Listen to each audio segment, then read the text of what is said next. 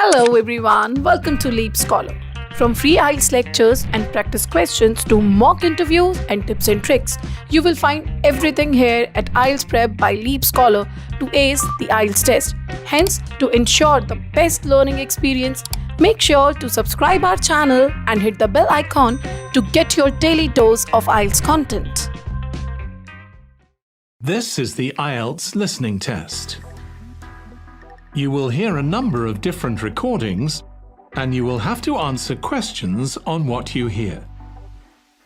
There will be time for you to read the instructions and questions, and you will have a chance to check your work. All the recordings will be played once only. The test is in 4 parts. At the end of the test, you will be given 10 minutes to transfer your answers to the answer sheet. Now turn to part 1.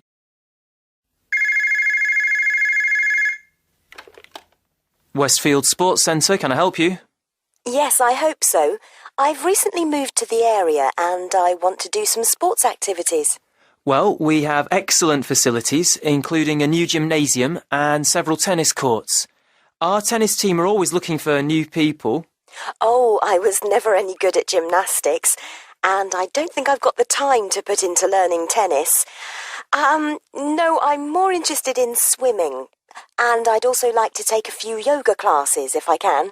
OK, well, we have 3 swimming pools, an Olympic-size 50-metre pool and a 25-metre pool, which are both outdoors, and a heated indoor pool, which is just 15 metres long, but is very popular with our members in the winter.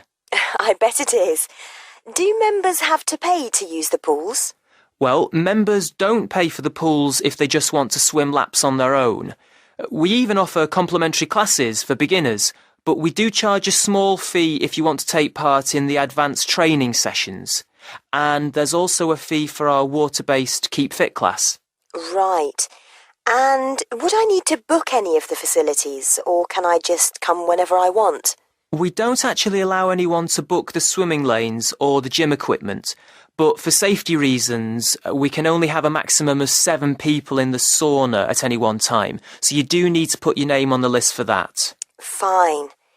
Now, I'd also really like to take a yoga class. Do you have any?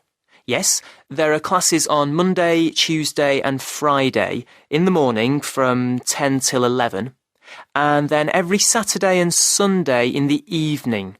Those classes are a bit longer, starting at 6 and finishing at 7:30. Right, I'll just make a note of that. So, does that mean that if I enrol, I can come on each of those days? No, each day is a different level, so you only come once a week. Oh, I see. Well, I've been doing yoga for a little while now, but I am still finding it quite difficult. Which level do you think I should choose? Most people start at the lowest level, and then you can talk to the instructor about changing if you think it's too easy. OK. How much are the classes? They're £1.50 an hour for members. Great. Now, I'd like to come in and look at the facilities. Would someone be able to show me around? Yes, no problem. Who should I ask for? Ask for me. My name is John Doherty. That's Doherty. And should I just ask for you at the reception? Actually, my office is on a different level. Take the lift up to level 1 and you'll see my name on the door right in front of you. Great. I'd like to come tomorrow, if that's okay. What time suits you? Well, I have appointments from 9 to 10:30, so could you make it 11? I'm sure that will be fine. But can I just take your direct number in case something else crops up? That's a good idea. My number's 0117 965 478. Great. I think that's everything, so I'll see you tomorrow. Oh, my name's Alison Martin, by the way. Thanks, Alison. See you tomorrow. That is the end of part 1. You now have 30 seconds to check your answers.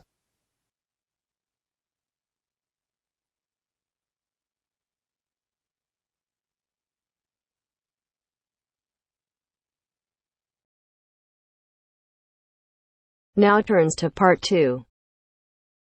You'll hear a coordinator for the annual ski and snowboard exhibition talking to the audience about some practical information for the whole event. First, you have some time to look at questions 11 to 15.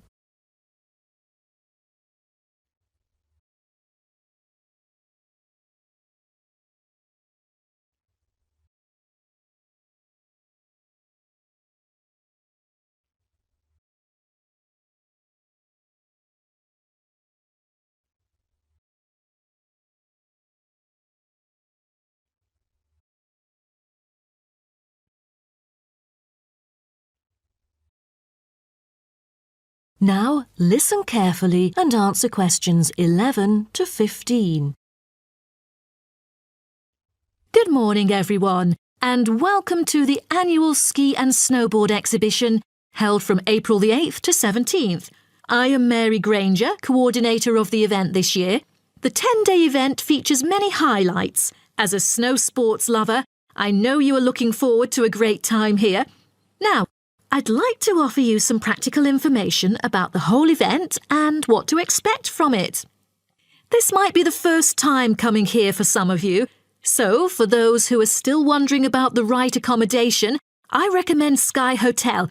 It has its own health and sports clubs, just like most of the hotels here, but I love it because of its incredibly cosy beds, which guarantees good rest after an exhausting day of exploration. If you haven't brought your own equipment, like poles, boots and skis, they are available for purchase or rent at Ski Set or Snow Rental. The exhibition this year provides a colourful look into the history of skiing and an inspiring peek into the future prospects of the sport. Apart from the fascinating photo exhibitions and the most up-to-date skiing gear like always, this year we have added 4 computers which can imitate the process of skiing, ensuring the same physical activity and sensations that appear during the skiing process on downhill slopes. But I have to warn you that it might be quite time-consuming to line up for the free trial experience. Many have posed the question as to how to enter the skiing and snowboarding competition. Well, rather than filling out the back of the entrance ticket or bombarding the committee with emails, the most effective method is by checking out the exhibition newsletter delivered every month for availability.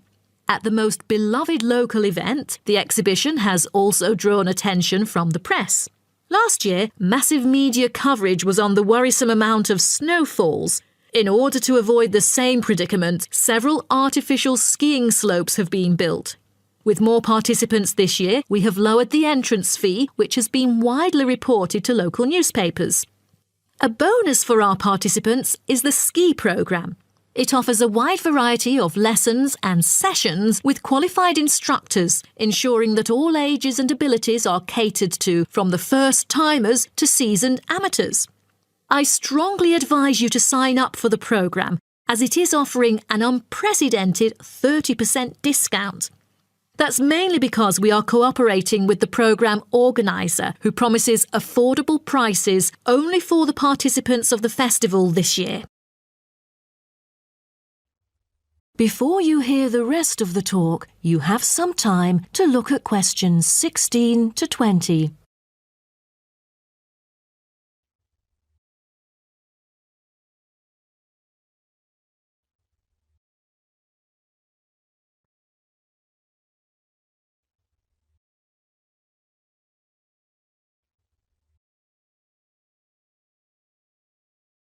Now listen and answer questions 16 to 20. Now, I would like to introduce you to the list of presentations during the following week so that you can better plan your schedule. The first presenter, Simon, is one of our best ski instructors. As an experienced instructor, he will inform you about the dangers that face skiers and snowboarders. Accidents happen mostly to those who are careless or ignorant. Good risk management involves considering both the probability and consequences of an accident. The next speech, titled Solution, is given by Jamie Kurt. A list of problems may occur to novice skiers and snowboarders, so he is going to offer useful information for first-timers on choosing the appropriate gears, the right dress code and ways of protecting your skin. For instance, some of you may have rented the skiing equipment, but rental footwear is notoriously uncomfortable. Then, Jamie will provide instructions to help make your footwear fit better. The third speech is about a documentary introducing skiing and snowboarding and the difference between the two sports. It also depicts a group of snow lovers exploring new slopes with breathtaking views. The director, Andy Fisher, will be there, addressing the whole shooting experience. The fourth talk is about the tricks of skiing, presented by Harry Tyson. It is most useful for those who have already tried skiing yet still need more practice to master the sport. Harry will teach you how to turn more skillfully. A lot of people can keep their skis roughly parallel, but there's no point if you make it hard to work with and slide around out of control. Useful exercises will also be suggested to improve your parallel skiing technique so that you can tackle steeper slopes and enjoy yourself more. Jason Smith will be the last presenter, mainly addressing towards advanced skiers. He manages to apply snow climbing into skiing. Climbing in soft snow, you are floundering around. Walking becomes harder, so a good trick during climbing is to maintain a wider gait, approximately shoulder width, so that you are more stable while walking. This works for skiing as well. That is the end of part 2.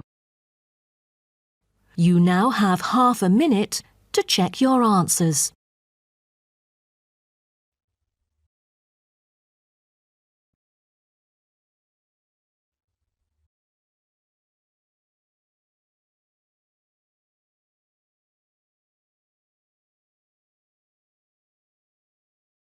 Now turns to part 3.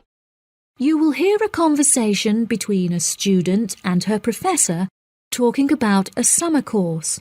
First, you have some time to look at questions 21 to 24.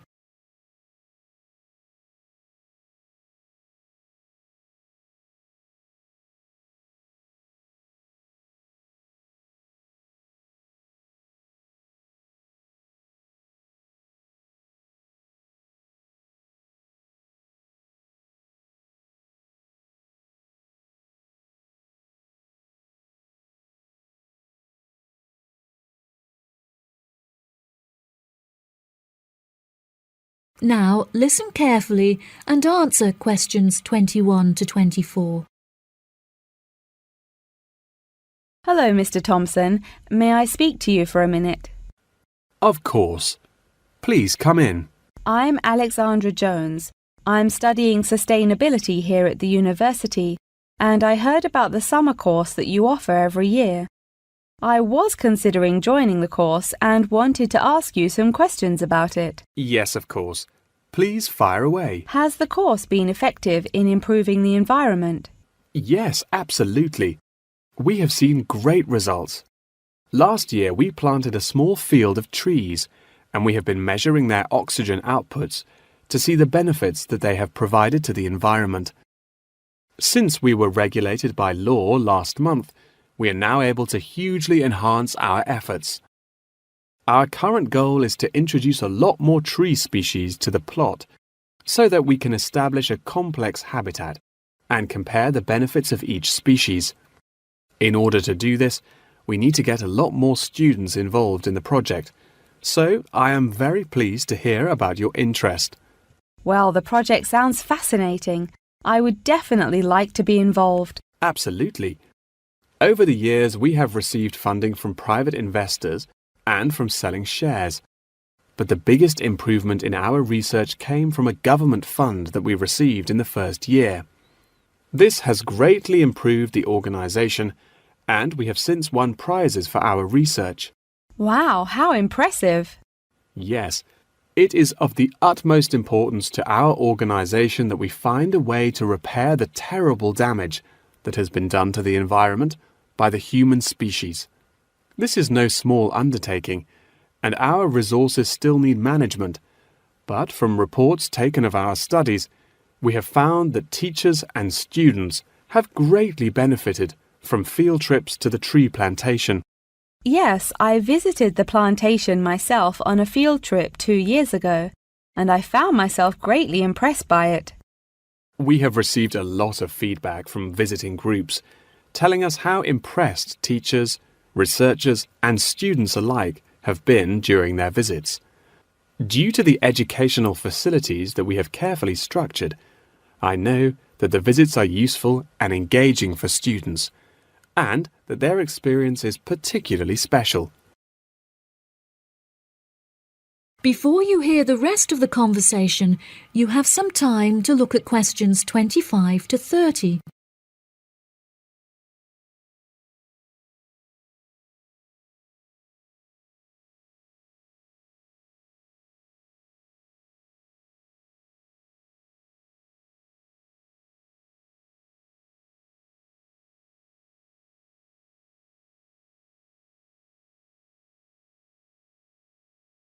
Now listen and answer questions 25 to 30. So, what is the particular focus of the organisation and the reports that it provides? I am personally very interested in soil erosion, so I knew that I definitely wanted to focus some of the report on this area. Before I set up the organisation, I looked up information on what areas were currently being researched, and I found that there were already studies into air pollution and water pollution. I obviously wanted to find a unique area to research, and so these were no good. I was tempted to look into the background of overgrazing, but the impacts of forest exploitation are far more devastating, and very little research has been carried out on this subject. So I decided that this should also form some focus for the report. Yes, that makes sense. What have you found to be the greatest benefits of the activities carried out by the organisation? I have found that the greatest benefits are not the ones that anyone can learn from a book, like how to collect data, but more importantly, are life lessons that one can gain only from experience. Students who have partaken in the summer course have massively enhanced their confidence, which will prove invaluable for the rest of their lifetime. The people who partake in the summer course already know the importance of environmental protection, so it is not important that we spend time teaching them this. Students instead benefit from learning the importance of punctuality, as each day they have to wake up early to make sure that they are not late for their practical experience sessions. If I decide to attend the summer course, what will I be doing for the rest of the time when no activities are going on? Well, we unfortunately don't yet have a library on site, so you would be unable to read reference books, although you are obviously welcome to bring some books of your own with you. We offer a range of fun hobbies, such as games and painting, for students to participate in outside of their classes. So you could participate in one of these activities. We do not offer tutorials outside of the scheduled classes. However, you are free to interview teachers and ask them any questions you may have about the research. Well, the course sounds fantastic. I would definitely like to participate during the summer. Thank you so much for your help. No problem at all. Here is a form with all of the details. I look forward to seeing you there. That is the end of part 3. You now have half a minute to check your answers.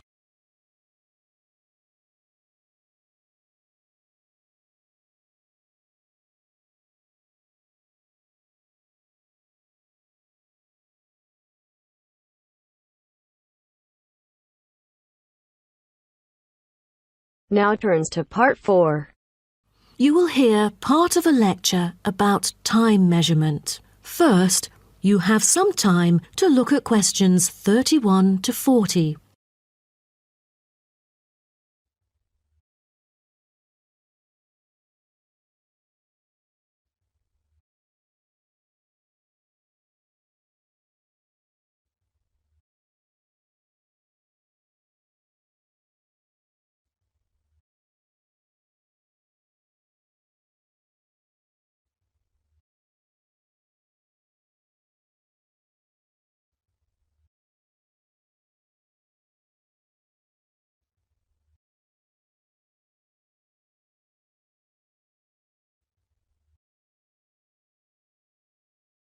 Now, listen carefully and answer questions 31 to 40.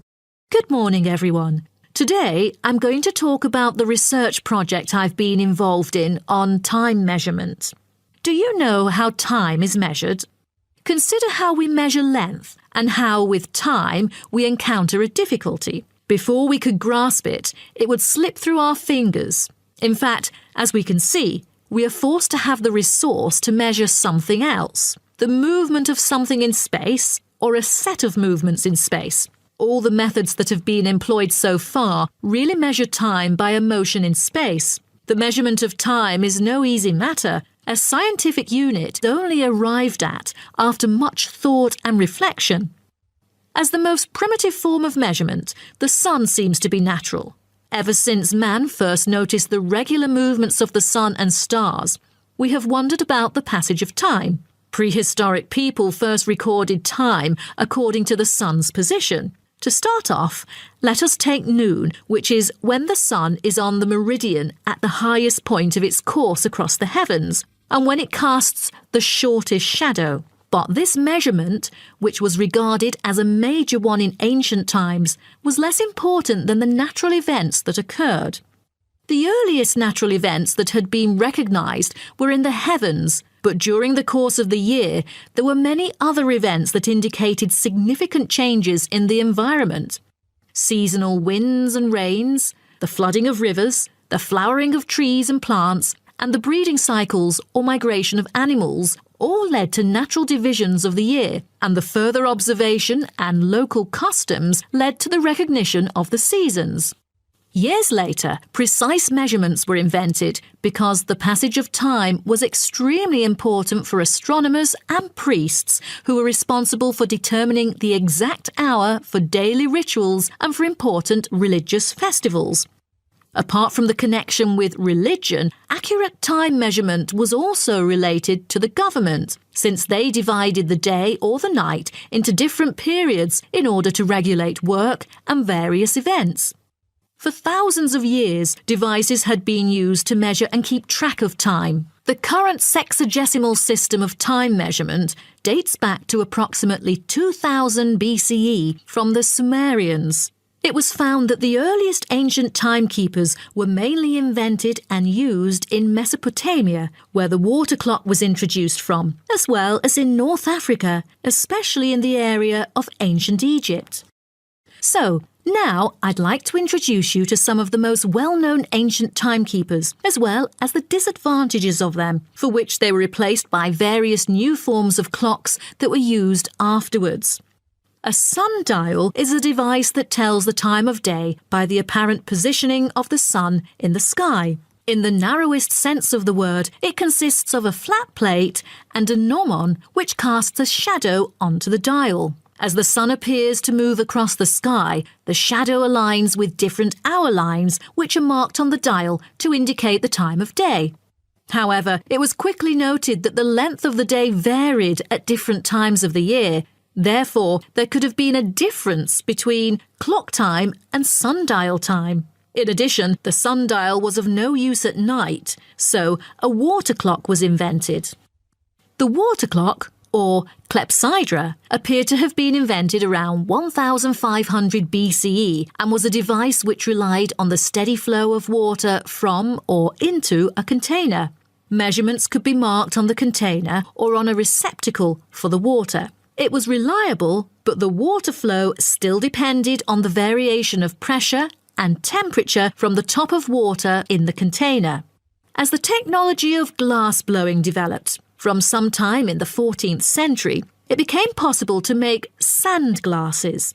Originally, they were used as a measurement for periods of time like lamps or candles. But as clocks became more accurate, they were calibrated to measure specific periods of time. The drawback, however, as you can imagine, was the limited length of time they could measure. The last timekeeper to be introduced is the fire candle clock. Candle clocks took advantage of a simple concept, the slow and consistent nature of a burning wax candle. By utilising this process, our ancestors were able to keep steady track of the time. The clocks were created by engraving the length of the candle with evenly spaced markings. Each marking represented a single unit of time, and as the wax burned down, each hour would disappear. However, the drafts and the variable quality of the wax mainly influenced the time of burning. Like oil lamps, candles were used to mark the passage of time from one event to another rather than tell the time of day. That is the end of part 4. You now have half a minute to check your answers. That is the end of the listening test. In the IELTS test, you would now have 10 minutes to transfer your answers to the answer sheet. Please share your score in the comment box below. For more such training videos, subscribe to our channel, IELTS Prep by Leap Scholar.